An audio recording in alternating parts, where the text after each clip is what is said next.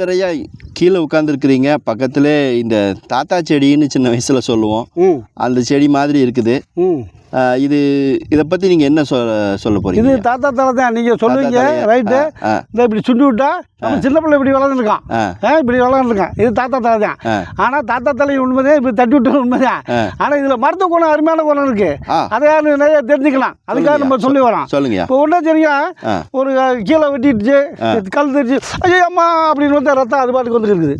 அப்போ என்ன செய்யணும், ஒன்றும் கவலைப்படுவேண்ணா. ஒரு 4 தலையை அப்படியே எடுக்கிறீங்க, நல்லா கசக்கிறீங்க. இங்கே பாருங்கள், இப்படி கசக்குங்க, நல்லா மண் இல்லாமல் கசக்கிட்டு அப்படியே என்ன சரியா அந்த கடிப்பட்ட இடத்துல அப்படியே கசக்கிட்டு இங்கே பாருங்க, அதான் சாறு விழுக்குதா, சாறு விழுகுதா, அந்த மாதிரி சாரை கசக்கி விட்டீங்கன்னா ஒரு 2 நிமிஷம் ஏறியும்.